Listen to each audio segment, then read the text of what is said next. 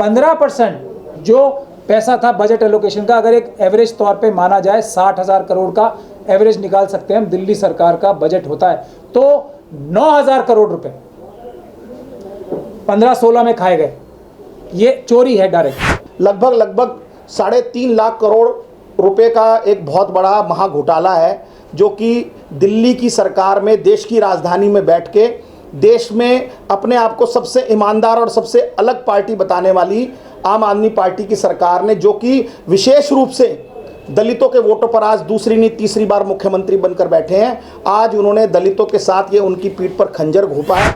ये कमीशन एक ऐसी है जिसको संविधान में आर्टिकल में लिख के रखा है। ये दो कमीशन ऐसी हैं, शेड्यूल कास्ट और शेड्यूल ट्राइब की, तो संवैधानिक डायरेक्शंस को फॉलो नहीं किया जा रहा। इतनी बड़ी बेईमानी हमारी सरकारें लगातार हर प्रदेश की करती आ रही हैं। इकोनॉमिकल एम्पावरमेंट कर एक सामाजिक न्याय की लड़ाई के तहत उसको बैलेंस करने का काम भारत के संविधान में दिया गया था, उसको कहीं ना कहीं सरकारों ने तोड़ने मरोड़ने का काम किया है, उसमें उन्होंने डाइवर्जन का काम किया है।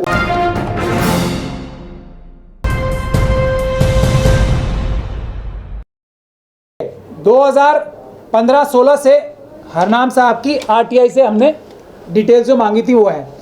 सन 2015-16 में जो SC ST का था, जो अलॉटमेंट हुई, क्योंकि 18.27% SC ST दिल्ली सरकार के टोटल बजट का एलोकेट हुआ 2015-16 में शेड्यूल कास्ट कम्युनिटी के ऊपर खर्च करने का। और शेड्यूल कास्ट कम्युनिटी पे खर्च करने का एक्सक्लूसिवली मतलब ये नहीं है कि आपने शेड्यूल कास्ट बस्ती में रोड बना दिया, पुल बना दिया, ये बिल्कुल नहीं है। वो सिर्फ और सिर्फ उसकी भी एक लिस्ट है, पूरा गवर्नमेंट की पॉलिसी है, वो लिस्ट दी हुई है कि आप इन कामों पर खर्च कर सकते हैं। वो लिस्ट भी हमने इसमें पिटीशन में लगा रखी है।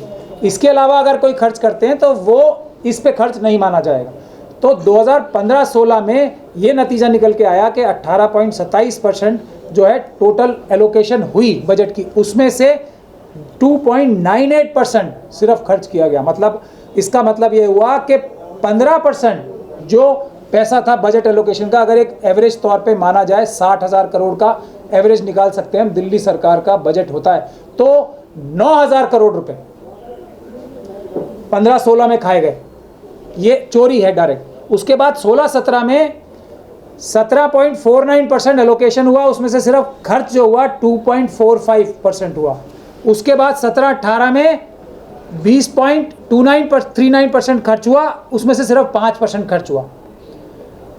और 18-19 में 19.24 था जो एलोकेशन था, उसमें से सिर्फ 4.14% खर्च हुआ। उसी तरीके से 2019-20 को जो 19.19 था उसका 4.71% खर्च किया।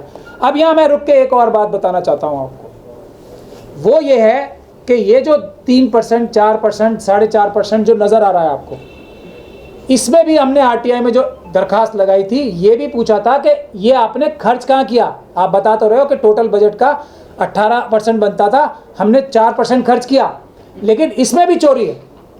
इसको सड़क बनाने में, इसको जो आपके मोहल्ला क्लिनिक बनाने में, इसको आपको जो हॉस्पिटल्स बनाने हैं, जनरल हॉस्पिटल बनाने हैं, उसमें खर्च किया गया। ये पैसा भी चोरी है। तो अगर असलियत में जो पेंशन देने का काम, जो छात्रवृत्ति देने का काम, जो एक्सक्लूसिव इंस्टीट्यूट बनाने का काम, उस पर तो शायद 1% भी पैसा एक भी साल में खर्च नहीं हुआ है।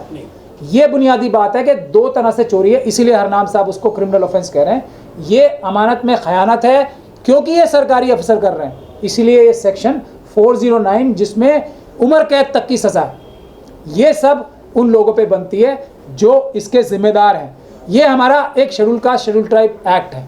मैं यहाँ पे रुक के एक और बात कहना चाहूँगा। संविधान की आर्टिकल है, एक आर्टिकल 338, उसमें SC ST कमीशन बनाया गया है।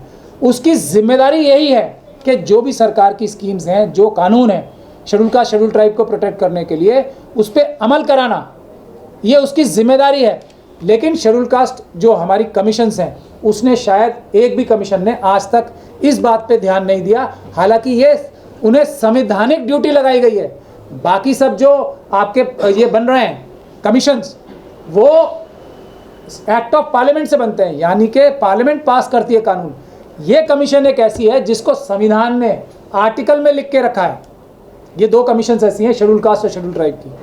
तो संविधानिक डायरेक्शंस को फॉलो नहीं किया जा रहा। इतनी बड़ी बेईमानी हमारी सरकारें लगातार हर प्रदेश की करती आ रही हैं। पर्टिकुलर सीगमेंट को कहीं ना कहीं जो एक पिछला समाज है, वंचित समाज है, जिसको इकोनॉमिकल एम्पावरमेंट कर कर एक सामाजिक न्याय की लड़ाई के तहत उसको बैलेंस करने का काम भारत के संविधान में दिया गया था, उसको कहीं ना कहीं सरकारों ने तोड़ने मरोड़ने का काम किया है। उसमें उन्होंने डाइवर्जन का काम किया है, उसमें उन्होंने एक ग्रॉस नेग्लिजेंसी का काम किया है, उसमें एक फजिंग का काम किया है, उसमें एक फ्रॉड का काम किया है।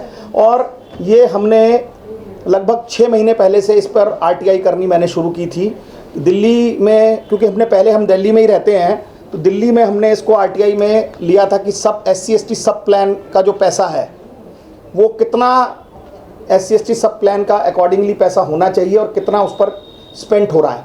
तो हमने इसको पिछले 7 साल का हमने इसमें एक सैंपल लिया इसको कि टोटल कितना होना चाहिए। मैं आप शायद आप लोगों को पता भी है, काफ़ी लोगों को, कि दिल्ली या पूरे देश में प्लानिंग डिपार्टमेंट जो है भारत सरकार का, वो हर स्टेट गवर्नमेंट को ये कहता है कि जिसकी जहाँ पर जितनी आबादी है, लाइक दिल्ली में 17% आबादी जो है शेड्यूल कास्ट कम्युनिटी के, अनुसूचित जाति वर्ग की है।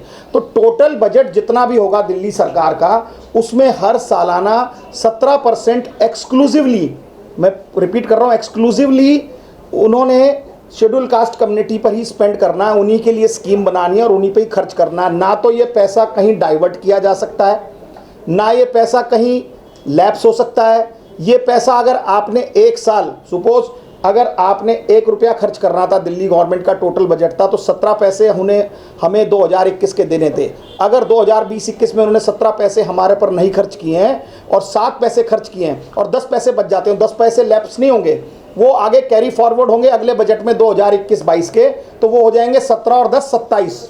तो ये ऐसे करते करते ये लगभग 3.5 लाख करोड़ रुपए का एक बहुत बड़ा महाघोटाला है, जो कि दिल्ली की सरकार में, देश की राजधानी में बैठ के देश में अपने आप को सबसे ईमानदार और सबसे अलग पार्टी बताने वाली आम आदमी पार्टी की सरकार ने, जो कि विशेष रूप से दलितों के वोटों पर आज दूसरी नहीं तीसरी बार मुख्यमंत्री बनकर बैठे हैं, आज उन्होंने दलितों के साथ ये उनकी पीठ पर खंजर घोंपा है, उनके साथ ये बहुत बड़ा अन्याय और कुठाराघात किया है। जिस पैसों से आज उनके बच्चे बहुत शानदार एजुकेशन ले सकते थे, क्वालिटी एजुकेशन ले सकते थे, बहुत सारे टेक्निकल एजुकेशन इंस्टीट्यूट बन सकते थे, बहुत सारे कॉलेजेस बन सकते थे, यूनिवर्सिटी बन सकती थी, स्कूल्स बन सकते थे बहुत शानदार, इनके लिए ITI बन सकती थी, पॉलिटेक्निक्स बन सकती थी, इनके लिए कोई रोजगार के लिए चाहे पब्लिक ट्रांसपोर्ट की कोई स्कीम लाई जा सकती थी, इनको एजुकेशन लोन दिया जा सकता था, इनकी बस्तियों में कोई ऐसे कम्युनिटी सेंटर या ऐसे स्थल, रीडिंग रूम या लाइब्रेरी बन सकते थे। इस पैसे से बहुत सारी ऐसी स्कीम्स दलित बस्तियों में लगाई जा सकती थी, की जा सकती थी, अगर ये सही मायनों में ये पैसा इन लोगों पर हर सालाना स्पेंड किया जाता। तो फिर कहूँगा कि ये बहुत गंभीर मुद्दा है। इस मुद्दे की बहुत गंभीरता है, क्योंकि एक व्यक्ति की अगर आप जो उसके पैसे मिलने चाहिए थे, आज दिल्ली में इससे बहुत सारे मुद्दे सब प्लान से जुड़े हुए हैं। दिल्ली में आम आदमी पार्टी ने अपने 3 बार के मैनिफेस्टो में डाला कि हम कॉन्ट्रेक्चुअल सिस्टम को ख़त्म कर देंगे। ज़्यादातर कॉन्ट्रेक्चुअल सिस्टम किनका, ये मैनिफेस्टो है इनका। कॉन्ट्रेक्चुअल सिस्टम में ज़्यादातर हमारे ही लोग, SC OBC माइनॉरिटीज़ के लोग लगते हैं, जो कमज़ोर तबके के हैं। आज उनको कॉन्ट्रेक्चुअल सिस्टम में धकेल कर इन लोगों ने सब प्लान का पैसा अगर सही सुनिश्चित किया होता तो इसमें सरकारी नौकरी लगती।